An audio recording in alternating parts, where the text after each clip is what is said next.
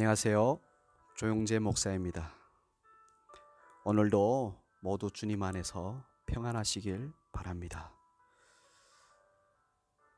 어제 아침에 모처럼 아내와 함께 아이를 어린이집으로 데려갔어요. 제가 먼저 아이를 데리고 집을 나왔는데 그런데 아이가 잘 걷지 않는 거예요.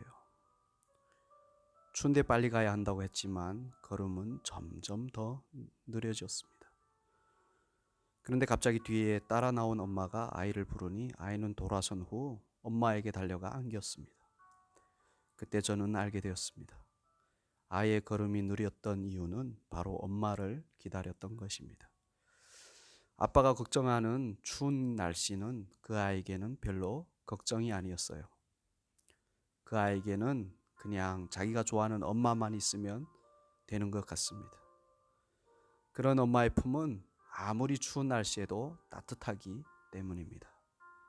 오늘도 우리의 삶과 마음을 꽁꽁 얼게 하는 모든 걱정과 근심과 아픔을 하나님의 따뜻한 품 안에서 녹이시길 바라면서 이 말씀을 묵상합시다. 오늘 성경 말씀은 누가복음 3장 21절부터 23절까지 말씀입니다.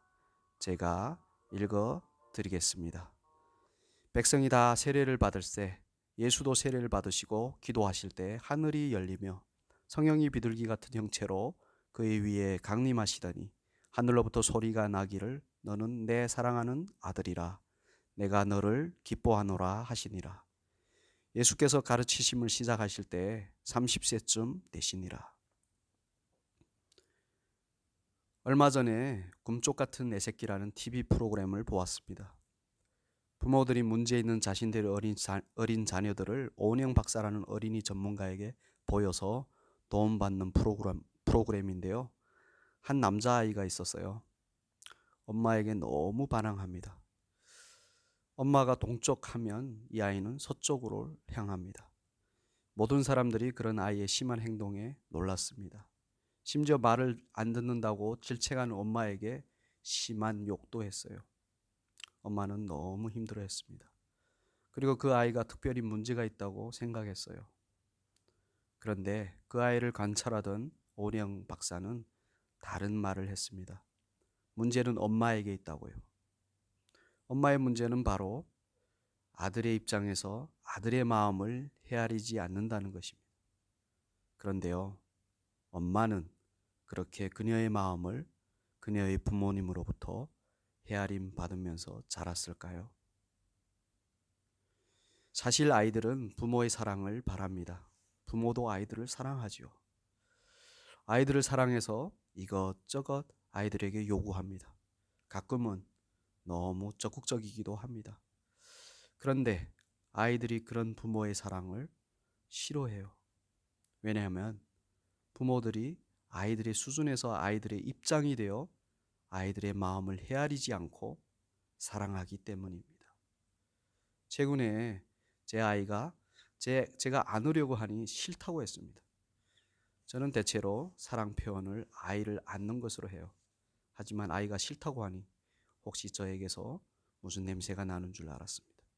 그런데 아이는 자기를 안는 것보다 아빠가 소가 되어서 자기를 태워주기를 더 원했습니다. 제 아이는 아빠의 사랑을 아빠의 포옹에서 느끼는 것이 아니라 아빠가 함께 놀아줄 때 느끼는 겁니다. 이렇게 아이들의 수준에서 그 입장과 마음을 헤아리기가 정말 어렵습니다. 그리고 다들 어렵다고 해요. 그런데요, 그렇게 아이의 입장에서 그 마음을 헤아려야 해요.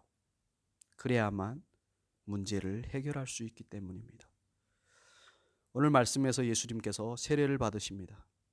세례는 원래 죄를 씻는 의식입니다. 그런데 왜 죄 없으시고 거룩하신 하나님의 아들이신 예수님이 세례를 받으시는 걸까요? 그 이유는 바로 죄인인 우리를 위해 죄인의 위치로 내려오시려고 그렇게 하셨습니다. 하나님이시지만 인간들을 위해 인간들의 수준으로 내려오시어 그들의 입장과 문제를 헤아리시고 또 해결하시려고 세례를 받으신 것입니다. 예수님이 이 땅에 오신 이유는 하나님을 거역하는 인간들을 정죄하고 벌하시려는 것이 아닙니다. 오히려 그 인간들의 수준과 입장에서 그들의 문제를 자신이 떠안고 해결하시기 위해 오셨습니다. 인간으로 하나님 나라의 복음을 가르치시고, 인간으로 인간들의 죄를 대신 지시고, 인간으로 십자가 고난을 받으신 것입니다. 우리가 이런 예수님을 우리의 삶 속에서 믿음으로 경험합니다. 매일매일 성령으로 우리와 함께 하시면서 우리의 죄와 허물을 그 보혈로 덮어주십니다. 그런데 그냥 덮으신다고만 하신다고, 덮으시기만 하신다고 오해하지 마십시오. 강압에 못 이겨 억지로 회개하는 것보다 스스로 정말 잘못되었다는 것을 깨달아 회개하는 것은 다릅니다. 하나님은 일단 우리의 죄와 허물을 덮으시고 우리와 성령으로 함께 하시면서 우리 자신을 위한 것이 죄가 아닌 의라는 것을 깨닫게 해주십니다. 예를 들어 미워하면 우리가 더 힘들어지고 용서하면 우리가 더 평안해집니다. 이걸 깨달으면 우리는 미움보다 용서를 합니다. 그래서 하나님은 저 하늘 높이 멀리 계시는 분이 아니세요. 지금 우리와 그 누구보다도 가장 가까이에서 함께 계시면서 우리의 수준과 입장에서 우리의 마음을 헤아리시면서 우리를 인도하십니다. 마치 오늘 아침 걷기 싫어하는 딸을 안고 어린이집으로 갔던 제 아내처럼 말입니다. 하나님은 우리를 안고 하나님의 집으로 가십니다. 그 품에 안겼다는 것을 잊지 마시고 삶이 어렵고 힘들더라도 그 하나님을 믿고 의지하심으로 오늘도 평안하시길 진심으로 바랍니다. 기도하겠습니다. 하나님 아버지 감사합니다. 우리를 살리시려고 우리의 모습으로 이 땅에 오시어 우리의 죄를 대신 지시고 그 십자가 고난을 받으신 예수님께 감사합니다. 하나님은 멀리 계시지 않으시기에 우리는 언제 어디서나 당신을 찾고 부릅니다. 하나님, 우리가 하나님의 사랑과 은혜의 품 안에 있다는 것을 잊지 말고 하나님께 소망을 두고 우리의 문제들을 위해 기도하게 하옵소서.